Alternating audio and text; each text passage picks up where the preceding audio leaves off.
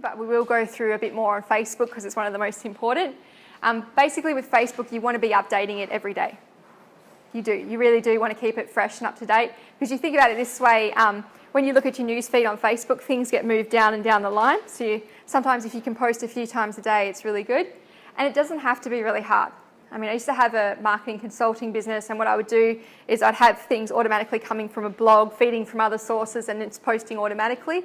So there is ways to automate it, although it is good to have unique content as well.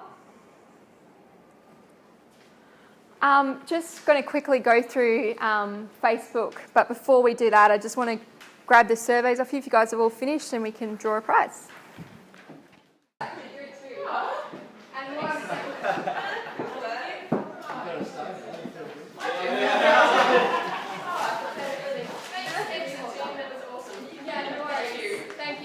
Enjoy the movie, whatever it is. All right.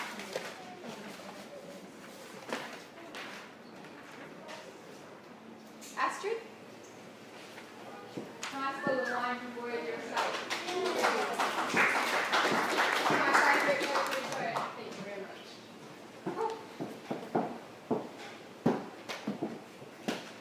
All right, so getting into Facebook. One of the things I would recommend definitely is filling in your About section, your About Us section. So really having good quality content in there. Same principles as writing for your website. So making sure it has, good keywords in there, good quality, written well, and unique. So it really explains how you're different to your competitors. Also have a good link to your website as well. So there's no point having a separate standalone Facebook. It should link back to your website.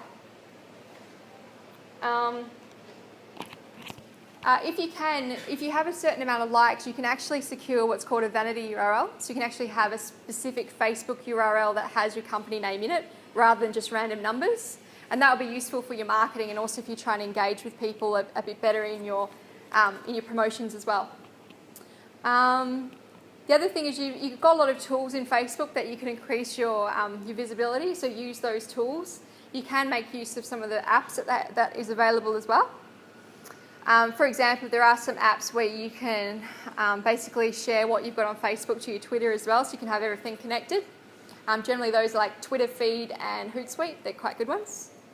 And the other thing you could do is really encouraging check-ins. So if you're a retail organisation, for example, and people are actually coming in, if they're checking in, encourage them with prizes, with giveaways. And make sure that you read Facebook's security and privacy statements and regulations on competitions, because you have to be careful how you do it. You can't really bribe people. And the other thing is remove any unnecessarily duplicate pages that don't have content that's the same everywhere all over the web. So what happens is Google will search Facebook, it'll search blogs, it'll search everything, and if you've got so much duplicate content, it can penalise you. This is really an example of your overall community management and engagement with something like Facebook. You need to know Facebook's policies. Otherwise, engage a company that does, because you don't want to be making mistakes there and have violations. Some of the guidelines for your community is you can't stop people from expressing an unfavourable opinion. Like Woolworths, you just manage it properly.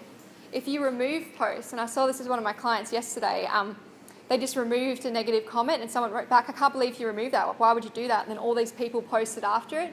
So it really created a negative spin. And you've got to monitor the engagement. You've got to monitor what's happening with your Facebook. If you're not quick to respond, as I mentioned, 5 other people will jump on and respond, whereas you could have stopped that.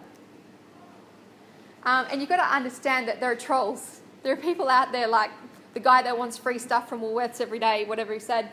There are people out there that are bitter, they're sarcastic, they're angry, they're going to do things on the internet because they don't feel like they're doing it face to face, they feel like they can hide behind usernames. That's going to happen, but what you need to do is you need to respond respectfully. Like Woolworths did, great idea, Jace. You just got to keep out there and just keep doing what you're doing. They're going to do it regardless of whether you participate or not. It's better that you're part of the conversation than them talking about you behind your back. So you've got to consider with optimisation of your newsfeed, the right content, the right people, the right time. There are actually applications like Buffer that enable you to post your feed, post your item when people are most viewing, that most people are actually viewing. So there are ones that will stagger your posts and put them out at the right time.